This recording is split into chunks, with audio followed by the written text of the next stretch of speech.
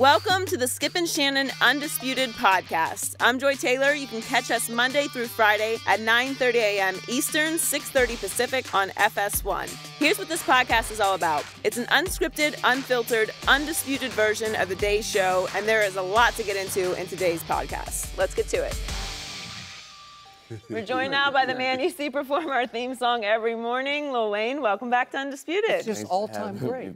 It couldn't be any better. The words are perfect. Skip, it's the rhythm of it is perfect. It gets us. I'm coming out of my chair every morning because of those words. Well, we need to do a new version of it. I'll bust you up every day. Oh, really? Yeah. I think it ends perfectly, and I won't back down. That's okay. Yeah. I love it when they keep coming back. Don't you? When you bust them up. Well, you know you're doing them battles that they keep coming back for you. You keep sending them away again. That's what I do. I dispatch a Skip every day. Why don't you record a new one for Shannon? just to humor him, just to pat him on the head. You want me to call it bust you up? Yeah, bust him up. I got you. So one quick serious note. You had what has been a recurring health issue. Yes. What was it, a couple of weeks ago? Yes. And it shook me up. And you texted right back you were okay, and then I was okay, but God bless you, and likewise. And you've been through it before, and we're all with you. Thank you, man. So thank you. Way to go. It turned out okay? Yeah, I'm good. I appreciate everyone. Thank you. Okay. Good. Well, it's good to have you back. Let's talk about the team that you love, the Packers. They looked great last week holding the Seahawks without a touchdown, but Aaron Rodgers and company are an underdog this week in Atlanta. So 3 points, right? How sold are you on your Packers?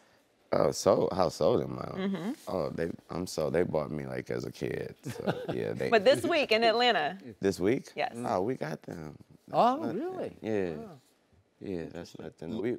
We strong. Y'all about to get bust up like I do Skip. Okay, that's how you feel. Yeah. I really feel that way too. Sorry to hear that. So just real quick to reiterate for those who haven't heard this before, you grew up in New Orleans, but your father brought home from, I think, a Super Bowl game, some Packer, Everything. He brought home a Packer towel. He brought home a Packer cup. And I think it was like some kids stuff. And you can ask this guy, when you bring home that type of stuff in the hood, you don't put that up on walls. You use those things. Right. So every day I was using the Packer cup. I was bathing with the Packer towel. So I became, as a kid, when you see, oh, this is the team that's on television on these, that's my team. This was the Brett Favre Super Bowl, right? Against the Patriots in 90s. Yeah. And you were what approximately age at that point? I think I was about 15. Okay. No, about 13. 13, but you hadn't become a Saints fan at that point. Why would you? Skip, I was never a Saints fan. Because I came up in the era in New Orleans when it was that was a joke. That was a reason for someone to talk about you. Right. That was a fight starter. I'm a Saints fan. What? You know, that was a fight starter. So yeah, they were the Aints then. Bags over the heads. Yeah. Yeah. And so when you became a Packers fan, would you talk in the neighborhood about how much you loved the Packers? I mean, could you tell your friends? This was, you know, I came up in the kind of Madden. This is the Madden era when Madden was still really on there talking, you know. So you had to play with the team you like. And so everybody that's coming in there picking the Cowboys, the 49ers and that, they just getting busted up by the Packers and busted up. Yeah, see, hey, everybody knows Skip. Getting busted up by them Packers, and it was never a conversation in there about why you not picking the Saints, because ain't nobody coming in there picking the Saints. Yeah, so, and you've stuck with them all the way since age, whatever, 13. Yeah. And you've been loyal. I mean, you've been faithful to them. Do you take any flack from people in New Orleans for not loving the Saints? A whole lot of flack. And you think what? This is a family show, Skip.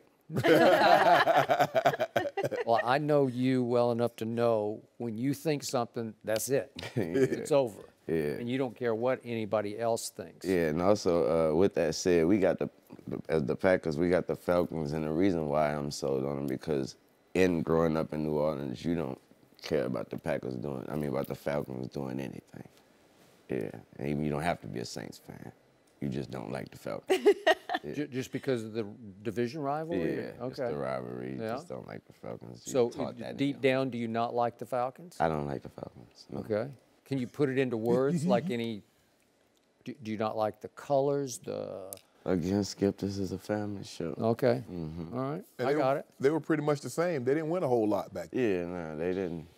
Well, you covered them when they were in Fulton County Stadium. I did. So I went to a bunch of games. So there. you know they were.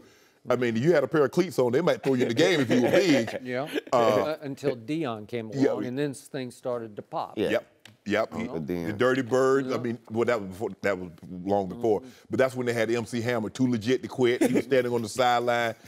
Jerry Glanville and the All Black, they were flying around. Pants, Yep. And you took advantage of the Dirty Birds in the Super Bowl, right? I mean, they shouldn't have showed up. We wanted Minnesota because we wanted to put a stop to all that talk that Chris Carter and Randy Moss and all them guys were doing. We really wanted them. You would have been in big trouble. But since they came, we had to bust them up.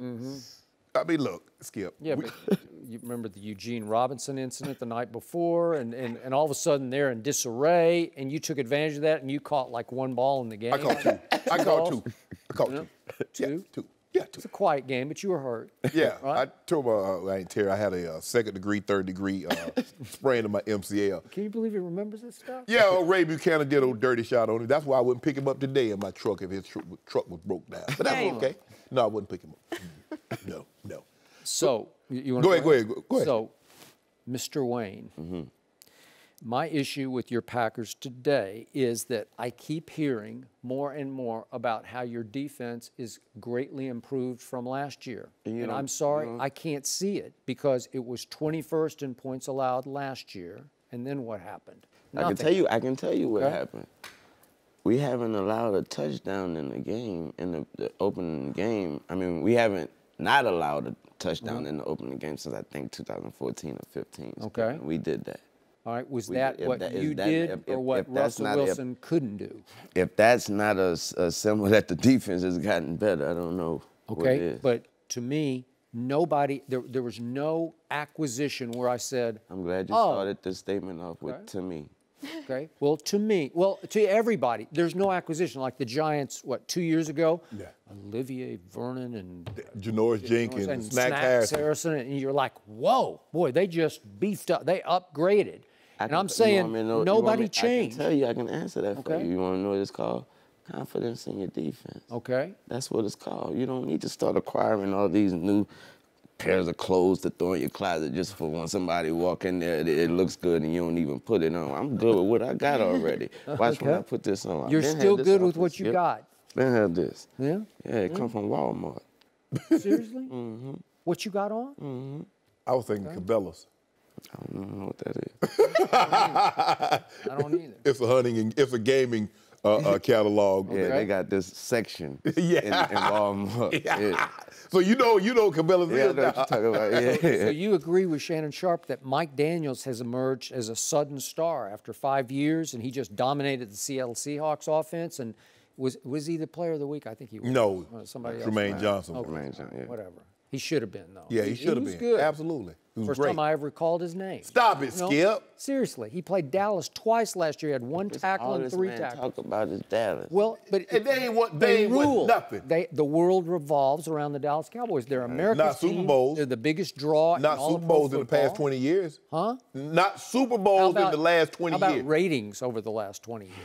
Who dominates the ratings? I mean, Who had the top 5 games in the regular season last year? The girls are nice over there. The cowgirls are nice. They dominate he still all calls the them the ratings. cowgirls. Skip. But it's okay. Only okay. networks care about ratings. I don't care nothing about no ratings. Exactly. Are we gonna stack them Lombardis? Well, this year we got 5, so it'll go to 6. So now y'all go win the Super. Hold on. First of all, you said it was gonna be New England. I did. So now you off New England. Joy, ask him. Are you off New England's bandwagon? Well, ask him, Joy. Hey, Tom had a rough game Thursday night, so I can at least dream for 1 week, right? We have a rough season. Yeah, he said Do you Tom will think have so? a rough season. Yeah. You think so? Yes. Is it starting to wind down? I don't believe it's about winding down. I believe it's just the team around them, period. I Really? believe, I just believe they're going to have a rough season, period. But yes, time is winding down. It's only reality. Though. He's 40, man. Yeah, it's only reality. 40. Okay, so do you think it could be it? I think it should be it. Really? Yes. Whew. Boy, I don't. Skip, it might not be it. It might be it in New England. For him? Yes. Okay. Where would he go? Bill Belichick say, I don't care where you go, but you got to get up out of here. Jimmy G. Oh, that's what you meant. Yeah, okay. Jimmy G in the house. It's got potential. I would agree. But you gonna cry? No, I'm not. He's going to go somewhere else and win. He's not a Patriots fan. He's a Tom Brady fan. Tom Brady fan. Yeah. Well, you can go to Jacksonville. You gonna root for Jacksonville? No. Why not? Find somewhere to go. I don't know. Go to Denver. Well, you would like that. Yeah. I would like that. Tom Brady or Drew Brees need to be playing in Denver. Yeah. Or San Diego. Yeah. Or San Diego could trade us for Phillip Rivers. You just picked Trevor Siemian over the Dallas Cowboys this Sunday, and now you want Drew Brees or Tom Brady? Who's that? It's L.A. L.A. Oh, my bad, L.A. I'm like the official timeout. Yes. San Diego. No, what you mean? I mean, you were a Tim Tebow fan, but you had no problem with them signing Peyton Manning. Well, I mean, he's one of the, 5 or 6 greatest quarterbacks So what is ever? Tom Brady? He's the best ever. Okay, so I should have a problem with them signing him? No. Over Trev? Well, you love Trev. What about Drew Brees? Would that not be an upgrade? Yeah. Okay, then. That's all I'm saying. I would do that. Yeah. You think New Orleans will let Drew go? Y'all might as well. Y'all ain't gonna win nothing with it. Y'all. I mean, my bad. Your home, your city and your state, they gonna do anything with it. Skip, they're not winning enough. Skip. Wayne, you know this. Everybody knows this. New Orleans is not going to win another Super Bowl with Drew Brees. It's not gonna happen. The NFC is too stacked now. Okay. So trading us. I know you're not a Saints fan, but would you pick the Saints to beat Tom Brady on Sunday in that building that you know so well? I believe the Saints are going to win because what they went through this week and all the flack that they've taken because of the AP. Really? Yeah, I believe they're coming in there just game on, let's get it. And I also believe the Patriots, they not was up this year. So. Okay. And what's your view of Adrian? Is he going to last there? Is he going to get to play this Sunday? Did he burn the bridge? I don't have an answer for it. I just look at it like if you do what you did last week, you do that same thing this week, he gone. The Giants need a running back. You know what? I buy that. They might be Vegas might start over under 8 games. Yeah. Did he last there? Yeah, does he last 8 games? No mercy. The Cowboys head to Denver as a 2.5-point favorite in the showdown Sunday on Fox. Dallas blew out the Giants in their opener, led by Ezekiel Elliott's 140 total yards. On the other side, the Broncos barely held on to beat the Chargers on Monday night, but they have won the last 5 games against the Cowboys going back to 1998. Shannon, who wins? What? The Broncos win 27-24. Skip, I believe the Broncos. You're giving my Cowboys 24 against your vaunted orange defense? What is it, the orange? Is it still the Orange Crush? Yeah, it is. But first of all, they're not the 85 Bears or the 2000 Ravens, okay? They're good defense. They're not a great defense yet. I believe by the end of the season, they'll get a lot better. But here's why. I believe the Broncos offense will have more success against the Cowboys defense than they had against the Chargers defense. The Chargers got 2 hellacious pass rushers. Hey, Ingram and you're Bosa. telling me? And their back end is really good. It's really good. And I like Demaryius Thomas and Emmanuel Sanders against the Cowboys secondary. And the tight ends, each one of them contributed. Derby, Virgil Green, Herman. They played really well in the first game. I believe Trevor Siemian will only get better. He played really well. Now, he's going to have to learn how to avoid the big sack. Skip, you at the 13-yard line. You can't go lose 6. You can't lose 13 and all of a sudden ask your kicker to come on the field and make a 50-yard field goal, although that's well within Brandon McManus's range. I believe that the offensive line can protect better because I don't believe the Cowboys' defensive line has the pass rushers that the Chargers' defensive line has. They don't? Now, here's the key. Can you force the Cowboys to put the ball in Dak Prescott's hand and beat you throwing the football? If Dak Prescott can throw for over 300 yards, 320, 350, and you limit Zeke, because if you don't limit Zeke, you can't beat them because they're getting 5.5, 6 yards on first down. It's easy to pick up 2nd and 4, 2nd and 5. Force Dak to beat you throwing the football. And if you can do that, you got. I'm not saying they're not gonna shut Zeke completely down. He's too good of a back. They have too good of an offensive line. But you must limit wherever you hit him at. He needs to stop there. He runs with great pad level. He has low center of gravity, and he's bigger than you think he is. He's a lot faster than you think he is. But given all that, Skip, I like the Broncos at home. Because you know that Mile High going to be rocking. Ooh, the thing will be crazy. Yep. I remember that time back in '98. Ooh, we put some on them. I'm talking about the common cleansers. That's Clorox, Ajax, Spick and Span. They couldn't take it up off them. We put it on them 35-0. Really? At the out. Did you a favor, too. We called it, Mike called the dogs off. Look at the stats. TD had 2 carries, 121. Had like 192, and he stayed out the third quarter, midway through the third. Mike said, come on over here with me. I said, Mike, can I come over there? He said, dude, get me one more first down. You can come join me, too. I got me a first down, came on the sideline. So why don't you just go with 35-0 in No, this game? no, 27-24. As long as the Broncos win. Yep. This is my guesstimation. I think it's going to Broncos to have 27, Cowboys to have 24. But as long as they win, they can win 3-2. As long as the good guys win and the bad guys lose it, I'm going to love it. So, for once, as we make a prediction, honestly, from my heart, I can't disagree with one point you just made. They're all extremely, for me, scarily valid points. B-U-T. There's no but yet. Okay. I mean, I told you, as I said earlier this week, when the schedule came out on April the 20th, I'm pretty sure we were on the next day, and I had glanced down it and going with early gut feeling, I thought, uh-oh, here we go again. We open with our arch rival, our nemesis from last year, the team that had beaten us twice, at home on opening Sunday night, and it's going to be hard. And I felt good about that game. I told you all along, I had no doubts about that game, but I have grave doubts about trying to get back up for a non-division rival. There's no real long-term rivalry between these teams. And I thought, that's a hard place to win, and they won't win that game. So I said they'd go 12-4, but they would lose that game. And I look at Mile High, and I look at your record, and I told you this earlier this week. Over the last 5 years, your team has won 34 home games. That equals how many the Patriots have won in Foxborough and how many Seattle has won in Seattle.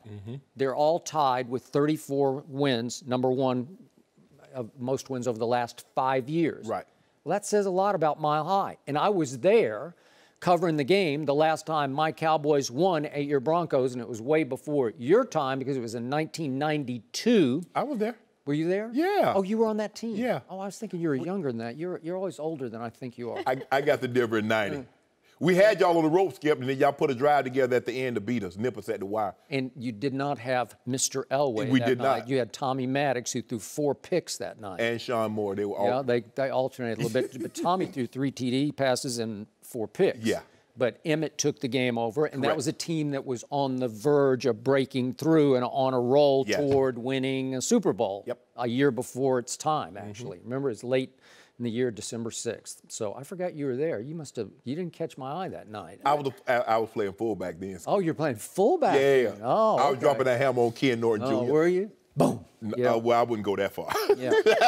But we thudded it up a few times. So this week you have convinced me that Denver has the best trio of cornerbacks. And I got lots of weapons, but you also convinced me that Dez is on the decline. That's what you said. You say he's starting to lose it. He's lost a step of speed and quickness. You said it. I didn't. Okay, so I'm accepting what the Hall of Famer told me. Okay, let me ask you this. Is he the same guy from 2014? He is not. So you agree I told with you it? I still want him on my team, but he's not that guy. Okay? So you got your 3 cornerbacks against my 3 weapons, and T-Will, as in Terrence Williams, on the first play of the game the other night, just wrenched he turned his ankle completely over. Remember, Dak pulled the ball down. He was going to throw it deep. They had a deep play, the first play of the game. Right. And Dak, to his credit, pulled it down and came over this way with it because he stepped and wrenched his ankle. And he came back and played pretty well in the game, but I don't even know if he's going to be able to play in this game. Hasn't practiced. So anyway, but you got T-Will and you got Dez and you got little measly Beasley, and your 3 Well, I think they'll just match right up, right? Take a man-to-man, right? They'll bump, when they go 3 wides, they'll bump Chris Harris down inside. Roby will play the outside. And I told you the shock of shocks to me on Monday night in the late Monday night game was, I told you I thought Hunter Henry's going to have a break. He had a big year last year. I thought he was going to breakout year. Right. He had 0 targets with 0 catches, and Antonio caught 2 little balls for nothing, basically. And they were the 2 tight ends for the Chargers were no factor in that game. And I got to give you credit because I think even your new safety plus your old safety, who's really good, Justin Simmons and Darian Stewart, I think they just took him out of the game. I have to believe that. I didn't break down the tape on it, but right? Yeah. So old, slow, what's his name? Who's that guy? You know his name. Oh.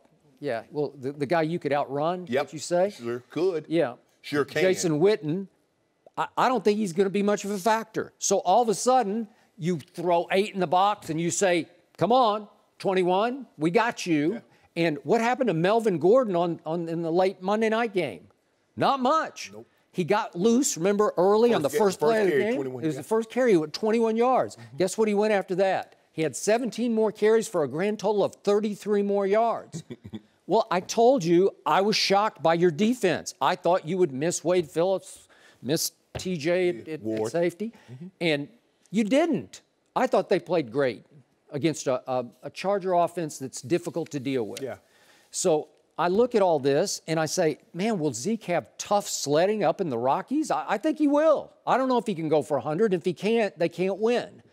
So then I slept on it last night. And I woke up this morning, and the first thought I had was, I'm leaning toward picking the Broncos.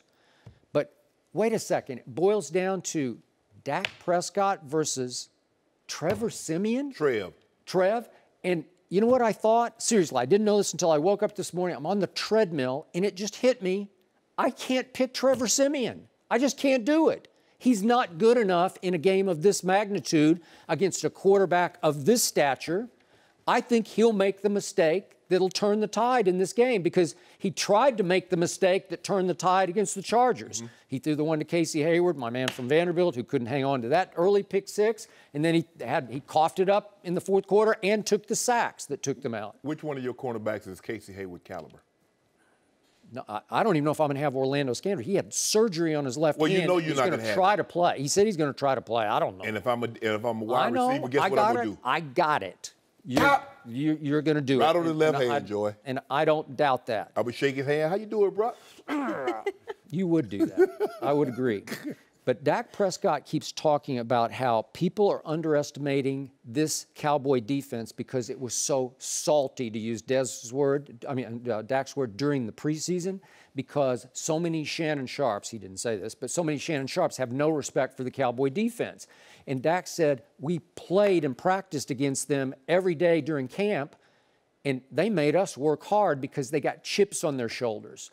So I'm going to say that the chip will remain on their shoulders, that they're going to surprise even you on Sunday at Mile High, and that Dak will make no mistakes, and your guy will make a couple of critical mistakes in the end that will turn it. And the one thing I know my quarterback won't do is what happened the last time these two teams played. Remember this back in October of 2013? Do you remember that? Could we see that play, please, that ended that Cowboy game against Denver? This was at Jerry World. Tony Romo, it's 48-all. He drops back. Oh, he threw it to Danny Trevathan. What? How's that possible? How is that possible? Do you realize at that moment in that game, it was 48-48? Yeah. And Tony Romo, at that moment, had thrown for 506 yards and 5 touchdowns with no interceptions. Yeah. Is that not one of the all-time regular season stat lines you've ever seen? Big time. And right on schedule, he takes a sack on first down, so now it's 2nd and 14, and 2nd and 16, I think. Yeah. And then he throws it to you guys. And I just fell out of my chair because it was so Romo. It was just, it's what he does and what he always did. How did you think he got the name Tony Uh-oh or Tony Oh No? From me. You think he got it from me. Oh, okay. Both of them. So why would you call him that? Because that's who he was. That's who he was. That is. Okay. He just happens not to be playing He's just now. up in the booth now. Yes. That's not who Dak Prescott is. He's now my man Dak Prescott has thrown a grand total of 4 interceptions in 17 starts. That's extraordinary. Can Dak throw for 500? No, but he doesn't need to, because I still think Zeke will find some way, because as Ben Muchadu said the other day, all backs run the same when there's no place to run, right? Well, I think there'll be little place to run at Mile High, and I think he'll figure it out the way he did against the Giants, and he'll have 102 yards when all is said and done, and it will be enough, just enough for them to win a close game. I got it 24-22. No mercy. Odell Beckham Jr. practiced yesterday for the first time since suffering an ankle injury in their second preseason game. Beckham missed the Giants' loss in Dallas on Sunday, and they did not score a touchdown in his absence. Earlier this week, there were also reports that Odell was dancing at a club in New York on that injured ankle. He addressed both issues yesterday. How realistic was it entering Sunday? Honestly, I don't really know how realistic it was.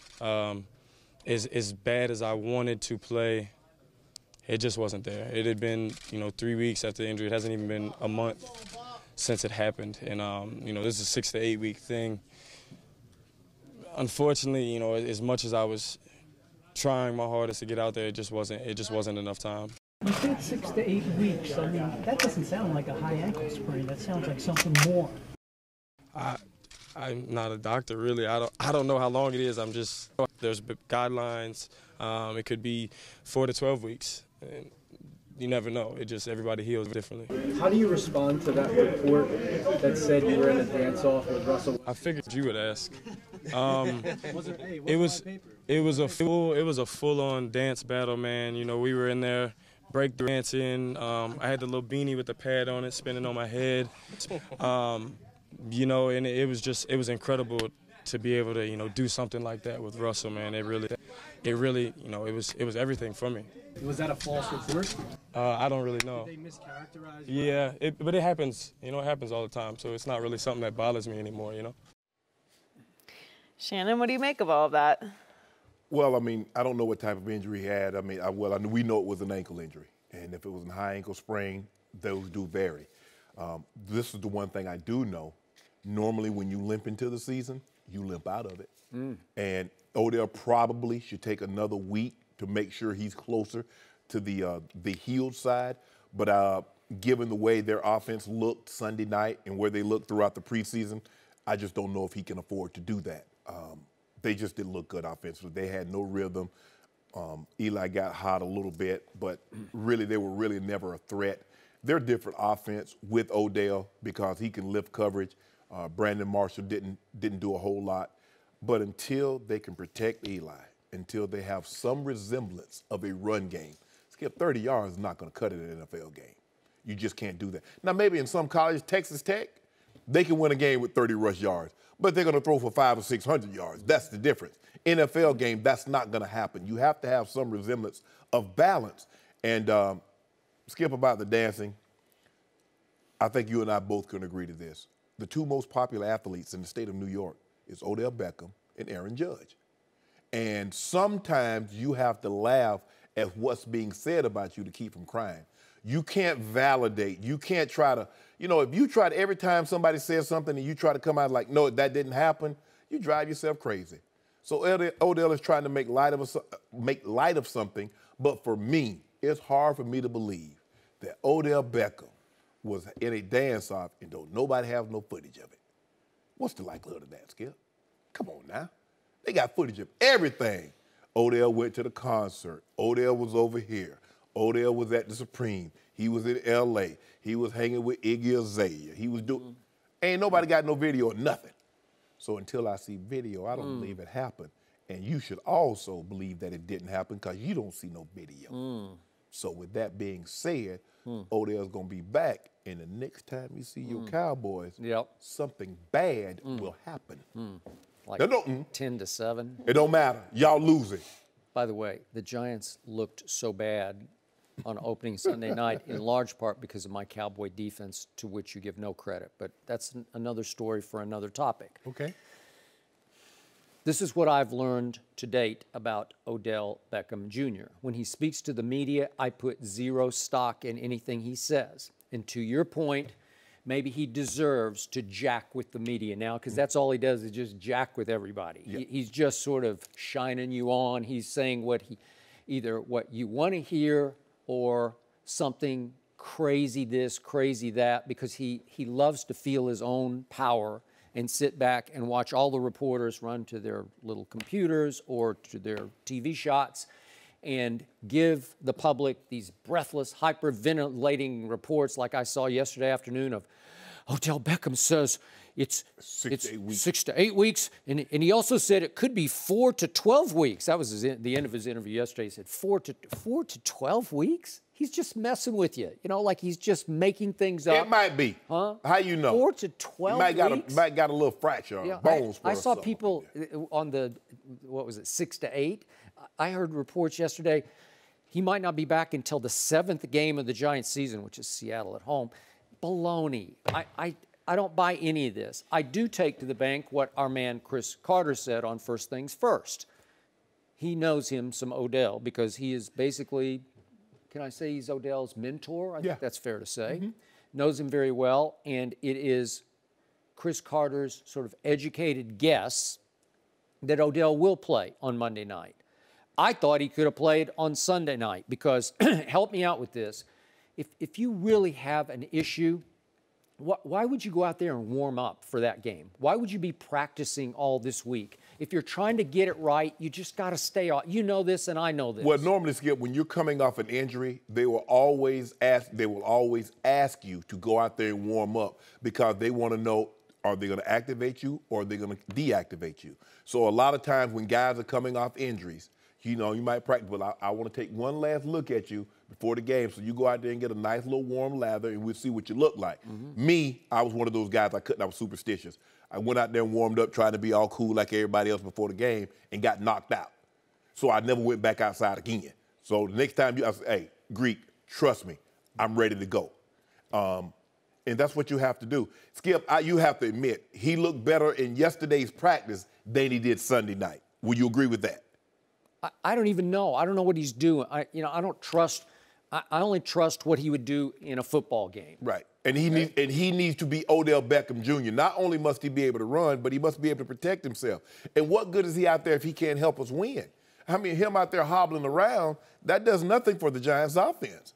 Okay, so one of two things I think operated on Sunday night before the game. Number one, potentially, Coach Ben Muchado just went over to Odell and said, how you feel, and Coach Ben Muchado, who had already taken 2 shots at my Cowboys, one at Zeke. His name is McAdoo. You're gonna have people thinking the man's name is Ben Muchado. Muchado. He's the genius play caller for an offense that has generated all of no more than 19 points a game over the last 7 games. I don't know about that. That's not good. It's not good.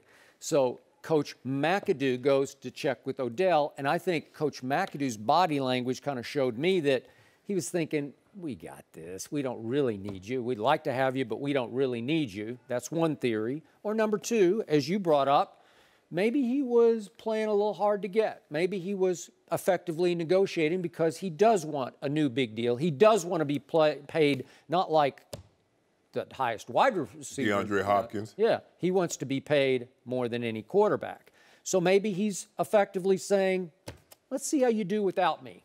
And guess what? They lost and he won on Sunday night. Correct. So way to go, Odell. But now that starts to split the locker room. You start to lose trust, the trust of your teammates. Yeah, you do. You know it. No, I know. If you had been his teammate on Sunday night, you would not have liked that. If you got out there and ran routes before the game. Skip, because I've seen guys get out there and they warm up and they just can't go. Skip, at the end of the day, Odell Beckham thing is all about cutting and speed. And he is a speed cut guy. He needs to be able to roll out of his breaks. He needs to be able to drop his hip and come back and catch the football. If he can't do that, what good is Odell Beckham? That's not, now, offensive linemen, they can do that because they're not running. Their game is not predicated on speed and lateral movement. So they normally can play better with lower leg injuries than any other position because their position doesn't require them to do a whole lot of changing of direction. Odell Beckham, his entire game is based around his ability to get in and out of cuts and get down the field at a high rate of speed. And if that's compromised, what good is he to you? Well, I thought you were the one who first brought up the fact that this is about his money. Yeah, you'll get it paid. Okay. So? But here's the thing. A lot of times, Skip, when guys are fairly compensated, they're more apt to take pain-killing injections to get out on the field. I don't feel I'm being fairly compensated. Nah, I'm a little scared of needles. You know, needles scare me. Ooh, this big old long. Ooh, ooh. Really? Ooh. Did not know that. You and Emmitt Smith. Oh, I took my fair share. Hey, if I don't get stuck ever again in my life, Shannon Sharpe good on the needle front. Trust me. Okay. So here's my pet peeve. To sum this up, every time I hear 6 to 8 weeks, it really offends me because they have no idea. And the media always takes that to the bank. Like, well, you can mark the calendar 6 to 8 weeks. Who knows how long or how fast you can heal?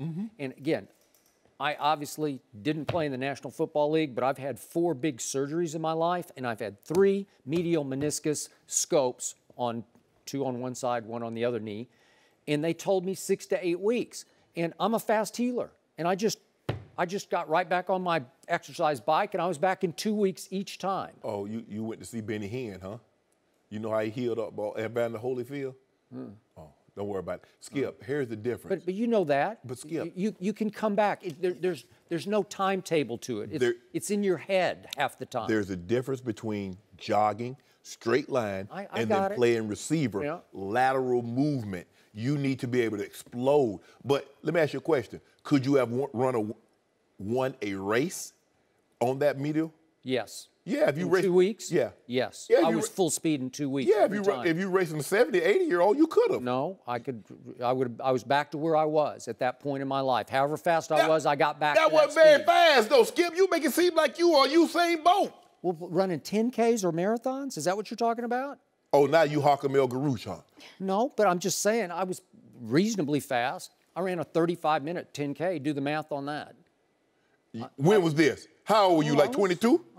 It was a while ago. Yeah, a while ago. Yeah, that's what I thought. But you weren't the age you are now. Yeah, I ran a marathon in 2 hours and 47 minutes. Do the math on that. That's 6 minutes a mile. Check that out. You can look it up. How long ago was that, Skip? It was a while ago. Oh, wow. Okay, but I did it. I was capable of doing that, and I had the surgery. I had my first surgery in that period, and I was right back running just as fast. If you don't mind me asking. Running 6-minute miles. So don't tell me 6 to 8 weeks. I'm trying to come up with, years. They normally go like 5 years, or 10 years, or 15 years, 20, a decade.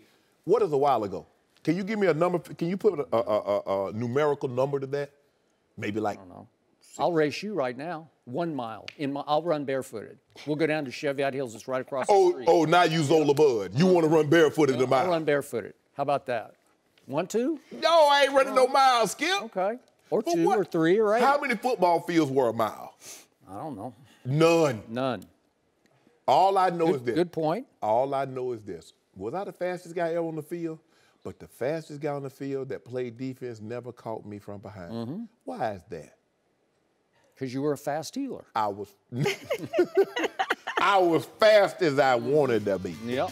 Well, fair enough. No mercy. Adrian Peterson had a disappointing debut with the Saints on Monday night. He tied a career low with just 6 carries for 18 yards and only played 9 snaps. He also had what looked to be a heated exchange with Sean Payton on the sidelines. The Saints host the Patriots on Sunday, with both coming off a loss in their season opener. AP spoke about his lack of production, saying, "I didn't sign up for 9 snaps, but unfortunately that's the way the game played out. In my mind, personally, I knew it was going to take some adjusting. You know, me and Mark Ingram played in the last preseason game, and Alvin Kamara didn't even play in that game. So with all 3 of us being out there, I knew it would take a game or so to get kind of adjusted. So we'll see how things go this week." We're joined by FS1 NFL analyst Eric Dickerson. Good morning. Who sounds like he has some thoughts on this. How do you think AP is handling this? It's not going to work. It's not going to work. It can't work. Look, I went through the same thing at the Raiders with me, Marcus Allen, and Nick Bell. They brought me in. I was a featured back. Marcus Allen's a featured back. Nick Bell's a young back. You come in thinking, okay, they say they want to run the football more. They want a bigger guy inside, bigger, faster. That was my MO. We're going to trade Marcus. That's what they told me. You get there, that doesn't happen. Now you're on the field, in games and you're not getting the ball. You carry the ball 7 times, you're off the field. You carry the ball 3 times, you're off the field. Now you don't want to go back and say, man, what's up? So that's what's happening to AP. AP, I think, was sold a bill of goods that possibly you're going to be our guy. We're going to think about getting rid of Mark Ingram, and that's not going to happen. Mark Ingram was a Pro Bowl player. I mean, he's done very well there. And I've told you, I'm not big on Alabama backs. Right. But he's done very, very well. I just don't think it's going to work. Once again, when you're a feature back, you still have that feature back mentality. You know, I want to get the ball 20, 25 times, on a low, 15 times, not 6 and play 9 plays. So that's why this scenario, it just can't work. Who was the coach that year in Oakland? Art. Art Shell. Did you go to Art? Or did you go to Al? You know, Al brought me in and talked to me and said, you know, we're going to get the ball to you more. You know, we're going to do this more. I promise you. You know, we're looking to get rid of Marcus, but that didn't happen. So, you know, you hear that, but in a sense, when I got there, I'm going to tell you what I think they brought me there. They brought me there to mess with Marcus Allen because Al didn't like Marcus, and that was no secret. Yeah. And it came to a point where all 3 of us were stuck there. I mean, and sometimes I wouldn't play at all, and then next week I'd play. So it messed with your mind, and then all of a sudden it started messing with your confidence as a player. And I think the same thing will happen with AP. I mean, I hope it doesn't, but when you don't play football and you're a football player, you want to play. That's what you want to do. And they bring you there. So how did your year end in Oakland? I had 785 yards and I think 6 touchdowns. You know, and I think I carried the ball 130 times. Now, that's not a lot of carries for a running back. As a feature back, I'm used to carrying the ball at least 250, 300 times a year. And the team wasn't that good. I think we went 8-8. Yeah. We went 8-8 that year. Right. So here, this football team is, I know I said this earlier, this is a passing football team. This is a passing football team. So how in the world did AP even go there? Me personally, I'd be like, nah, I'm going to pass on that because I know what kind of offense y'all run here. Duh. He's not handling it well. I didn't think he handled it well. And a situation that he tried to diffuse on Monday night, now he brought it back. He gave it more. He gave it more oxygen. I didn't sign up for nine plays. Well, he didn't. I think he got sold a bill of goods like you did. Yeah, of course. Yeah. But here's the thing. What were you thinking? You went to a team that had a Pro Bowl running back that's 8 years, 7 years younger than you are. You went to a team that's a guy's almost 500 touchdown passes. What do you think? What is your purpose? And they drafted a running back in the 3rd round. Duh. See, that old devil you know is better than the one you know. And he's finding this out the hard way, Skip. It's hard when you've been the guy and now you're a man amongst many because you said you didn't have a problem with 15 carries, but you didn't want 6 in the first half and 9 in the second half. You wanted to find a rhythm. Yeah. It's hard for a running back, and most offensive players, skill players, are rhythm players. Wide receivers, get me the ball early, coach. You got me for the rest of the game. Running back, hey, let me get my touches. Get a feel what I need to do. So I'm setting some things up. How can I set something up when I run 2 plays and I'm off the field? I can't set anything up. Now I'm just trying to scrap and fight to get to the line of scrimmage. Skip, I just wish he'd have kept this in-house. Go talk to Sean Payton. Sean, what's up? I need to get a rhythm. I'm not saying you need to give me the ball 30 times a game, but I can't play this sporadically and have an impact on the game. I'm a featured back, and I understand I might not be as featured as much as I was in Minnesota, but I can't get into a rhythm like this.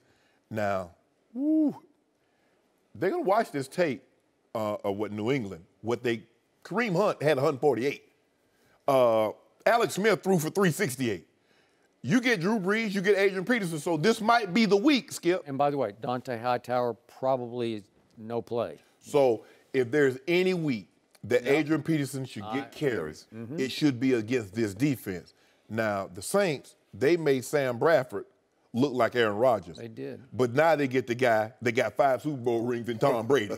So if Sam Bradford did this, what you think Tom Brady gonna do? Tear him up. If Adam Thielen did that, what do you think Chris Hogan's gonna do, right? Well, one thing you said a couple of days ago is that you have to get lathered up. You have to, and a running back has to get in that rhythm. You have to, give me that.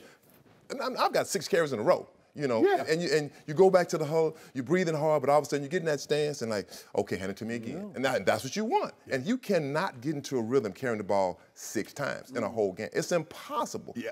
I know how frustrated he is. Even if you are tired, Skip, when you got that rhythm going. When you got that ball, you tired, Sharpe, you need to blow. Throw it to me Nope, again. give it to me. When you put on, when you tuck it under your arm, all right, you see all them guys coming. It's like, okay, now I got to get full gear right now. Exactly. Maybe if you were an undrafted free agent rookie, you could sort of figure out how to get a few carries a game. But not you and not this guy. No. Because you grew up, you were born to do what you did. And from little, I don't know when you started playing, Pop Warner, 7th grade, you were the featured back.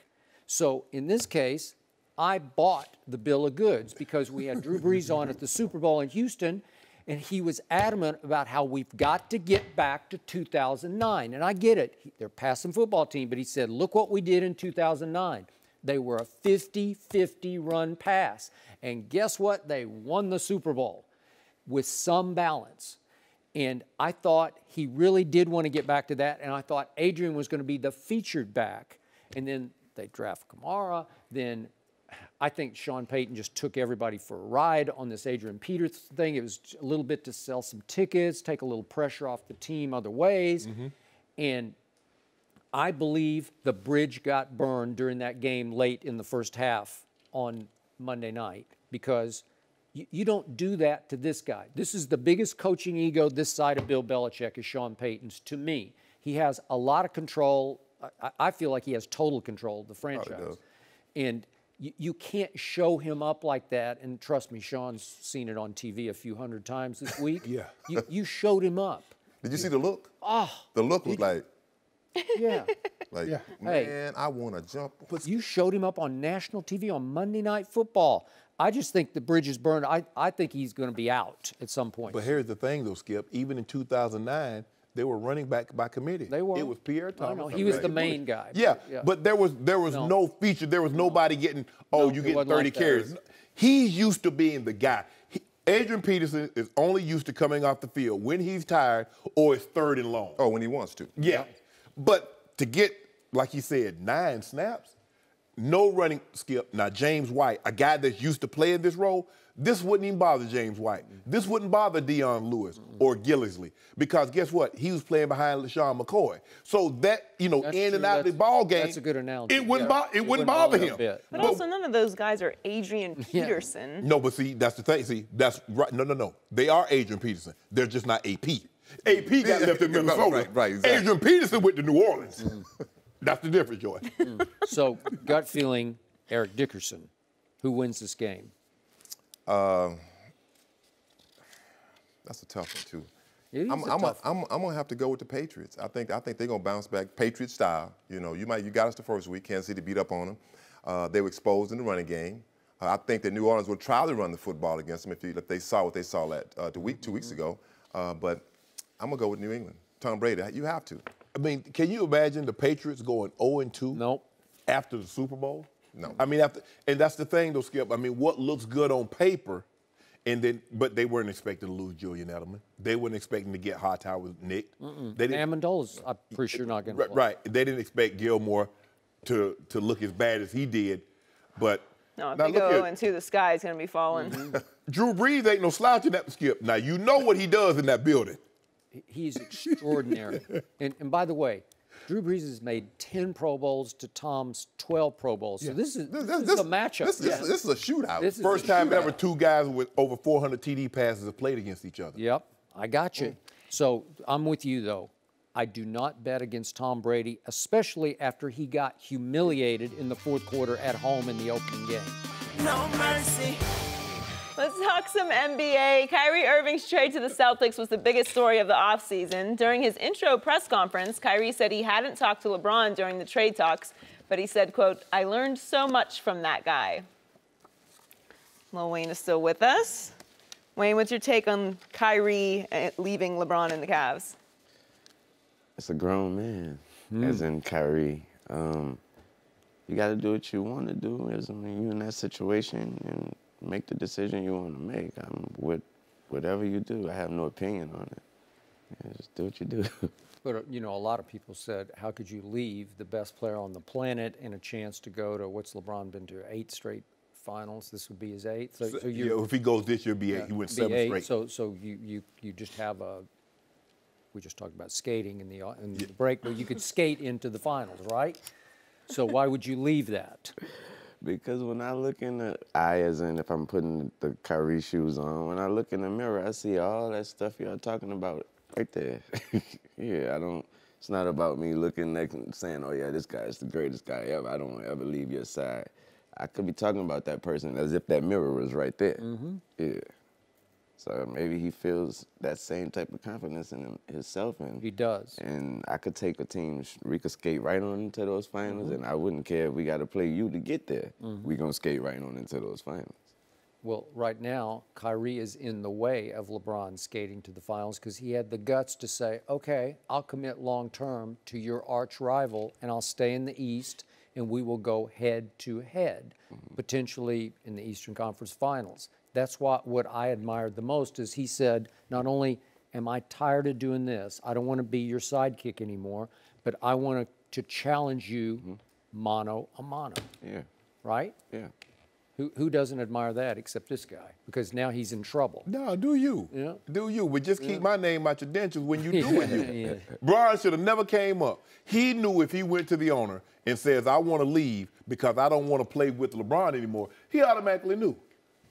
He's got to go. Because ain't nobody, no one, ask Dan Ainge, who would he rather have? Would he rather have LeBron or Kyrie? Who you think he's taking, Skip? Well, for how many years? He'd take it for 1 month. Okay, LeBron's in his 15th year. Don't matter. He's still better than Kyrie, who's in his 7th year. Is he or is he not? Yes or no? Okay, I would give you next year, but after that, if I can get Kyrie for 5, I'm going with Kyrie for 5. LeBron gonna be better than Kyrie when he in year 17 too. You know that, I know that. I don't know that. Because you know why?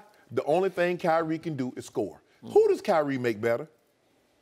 If I give you a choice. How do you know? When has he been in a position to make anybody better? Oh, his first 3 years, he could have made somebody better. They were terrible. He was like 18, 19, and 20. What was LeBron? How old was LeBron? But y'all talking about who he make better. Yeah. He won the championship. He won it. He hit the shot. Okay, when LeBron's not on the court. Thank you. Okay, Lil Wayne, when LeBron's not on the court and Kyrie is, how they look? Oh, they look? They look good. What do you mean they look? What was their record, Skip? You know what their record was. LeBron could not take a break in the NBA Finals. He could rest 22 seconds and a 10-point lead would be down to 2. He took a 2-minute lead and they had slashed the 18-point lead down to 5. Who was by your own admission, who was the closer for this past year's Cleveland Cavaliers? Don't do him that. Don't do him that. He closed the game. He closed the game for LeBron James? Let me ask you a question. Who's hitting in the past 3 years, who's hitting more game winners? LeBron or Kyrie? No, what It ain't you up. You got up early this morning to come in this morning. Is your researcher over there? No, don't worry about that. Wayne got up early this morning. See, I ain't want to do Wayne like I do you. Now I got to bust. I reiterate what my man Wayne just asked you and told you. Who hit the shot of shots to win the finals 2 years ago? I mean, the shot of fourth quarter Game 7 shots. Who hit it? Kyrie hit the shot. Yeah. Who hit the shot of shots in this past regular season on Christmas Day in Cleveland? In Cleveland against the mighty Golden State Warriors featuring Kevin Durant. Who hit the shot? Let's see. Who closed the game? Steve Kerr hit a shot that won Michael Jordan, Game 6. John Paxson hit a shot that won Game 6. Paxson a beast. Paxson a beast. Paxson a beast. How many shots? Hold on. You remember Game 7 in the 2000 and what was that, 10 finals? The Celtics and the Lakers? Who hit that 3 that saved Kobe? Kobe was 6 of 24 in the game. It was meta, world, peace. How many shots did Big Shot Bob Orry hit? For Kareem? For Duncan? You know you love San Antonio Spurs. How many shots did he hit? Be careful. San Antonio you know what door you just opened? The San Antonio LeBron's Hers, legacy. Right? The what? The San Antonio Hers and the Her? Cowgirls. Go ahead, finish Hers? You're calling my teams Hers and Cowgirls? Well, my Hers in the 2013 finals had all but iced the game. They're up 5 with 18 seconds left, 20 seconds left. What happened? Ray Allen happened and saved the legacy of LeBron James, who was about to fall to 0-2 in the finals. Well, who saved Kobe's legacy? With Meta World Peace and all those big shots? Nobody said those weren't like series save. It saved the whole finals. It was over. A three-point shot in Game 7? What? Wayne, which get year? your man. Get your man, Wayne. Ray Allen saved the whole day. It's over. Skip, don't do that. Skip, don't do that. The man had a triple-double. Triple-double. He was talking about, you saying Ray Allen, you saying big shot. But these are big shot people. This what they do. And what LeBron do is lead everybody in every statistical category in an NBA Finals game. That's what he did. And what LeBron did last year was lead the whole NBA in minutes played, which is insane. And you see, right now he's getting older. And he in videos working out. You see how he working out? Yeah. He's got to tell us he's working out. Huh? What does he do? Yeah, I'm not with that. Don't do that, Wayne. Wayne, don't do that. Wayne, don't do that. Thank you. Wayne, don't do that. Not with it. Don't do that. that. You do. I don't. I do yeah, that. what he doing? What he do? That's what I said. I'm a small guy, so I don't know nothing about it. Okay. Yeah. So next year, LeBron might not be with it because he got stuck with Isaiah Thomas and a bad hip that could be worse than we even know. And I love him. I love his game, except, boy, when you're the shoot first point guard and you've now gone to LeBron. What the hell do you think Kyrie is? He's not a shoot first point guard. He's not even, he's just a two guard. LeBron was the point guard. Most point guards are two guards masquerading, with the exception of Chris Paul. But what was James Harden? Russell. What's Steph Curry? Good luck with this. Isaiah wants the ball all the time. He wants to shoot it all the time. Where's the room for the best player on the planet? And so you're stuck with Isaiah, and you upgraded with Jay Crowder, and that's it. And you lost Kyrie Irving to the Boston Celtics. I'm gonna tell Kyrie something that my grandma told me many years ago. She said, "Boy, you don't miss your water until your well runs dry. Sometimes you don't miss what you got until it's gone." You're talking about LeBron? LeBron was going to finals when Kyrie was in college. Oh. No, as a matter of fact, Kyrie was in high school when LeBron was going to finals. Yeah, but there was no Kyrie standing in LeBron's way in the Eastern Conference. The cakewalk is in there. We're going to run through him. Oh, Gordon Hayward? Did you? See, there you go. There you go. Gordon Hayward. I don't love him, but with Kyrie? We saw LeBron take couch cushions and loofahs. Okay, well, that's what he's got. Couch cushions. That's what you got left. Don't worry about it. They got Gordon, don't they have Gordon over Melo and the rankings? Yeah, well, they got a lot of people. Hey, did you notice how last year Kyrie was ranked 15th best player? And once he left LeBron, he went all the way down to 25. Oh, man. Oh, my goodness. Well, he's going to have to make somebody eat that. Who's number one, Skip? Huh? Who's number one? Kevin Durant. Right now, Kevin Durant. No. Exactly. LeBron. Kevin Durant. We got to leave it there. Wayne, thanks so much for joining us again. Great to see you again. Thanks for being here. No mercy. That's all for this week. I'm Joy Taylor. Make sure to tune back in on Monday. Fox Sports 1 of 1.